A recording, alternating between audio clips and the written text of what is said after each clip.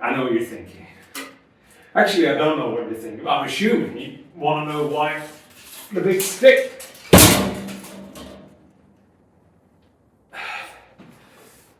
Werewolves. Not many people know this. I've had to get to know this myself because of this stupid place, but if you get chased by a werewolf, smartest thing to do, get a big stick.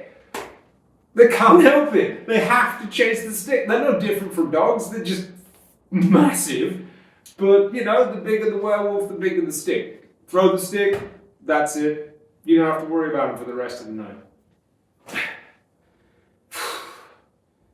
I mean, okay, so you got to throw a stick until the sun comes up, because the second you stop, they're going to eat your face off. But, you know, it's better than trying to kill them with a bit of pointy silver. That's ridiculous. I don't know how they do it in movie. It can't be done. If a dog's going to eat you, it's going to eat you. If a dog the size of a person's going to eat you, big stick. Anyway, werewolves. What I wanted to talk to you about today was the new Wolfman movie that came out recently. Kind of a remake, I guess, of the original Universal monster Wolfman. Although not really, it doesn't share that much with that film other than the title, and even that's slightly different.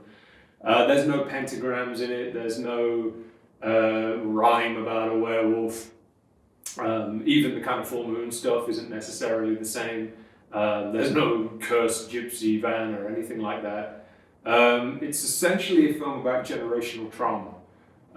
Which is, you know, that's what we do with horror. We get something that's terrifying and then we attach it to something that's real and terrifying. And the movie, quite kind of interestingly, doesn't go the way you would expect with most werewolf and lycanthrope films, which is, you know, men equals bad or primal urges and that kind of stuff. There's a bit of that, don't get me wrong.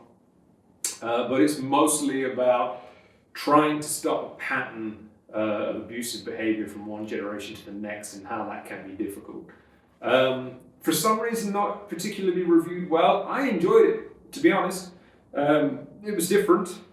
It wasn't the Wolfman that I'd seen a million times before. It certainly wasn't similar to the Benicio del Toro film that came out a number of years ago. It was something a little different. It was more of a siege movie.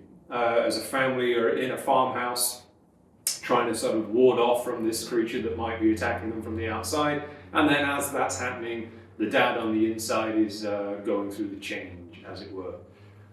Big stick. That's all they needed. It has kind of Cronenbergian effects to it, not too dissimilar from The Fly or even The Thing, the John Carpenter movie. The creature effects are actually, I really enjoyed it. Some people didn't because it doesn't look much like a wolf. Instead, they've almost presented it as an illness. So the human face kind of caves in on itself and takes on the attributes that are not too dissimilar from Lon Chaney's design, or Jack Pierce's design, I should say, in the original Wolfman. Not much in terms of actually turning into a giant wolf or a giant dog. It's more about taking on those properties of violence and an improved sense of smell and things like that. I wouldn't say it was a flawless movie, don't get me wrong. It does play like a kind of low-budget B-movie more than anything else. But again, I had fun with it. I can't really see why any horror fan wouldn't have a good time with this.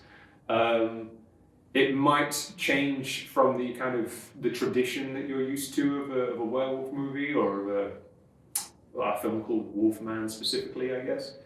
But if you kind of take that notion away, if you remove the idea of a silver bullet and all those kinds of things, you can just enjoy it as kind of a rock'em sock'em B movie that just happens to have Wolfman-esque aesthetics to the makeup.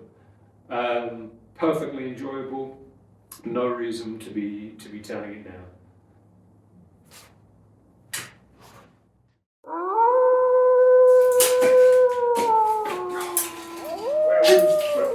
Too many. I'm always pissing in the bushes. Okay,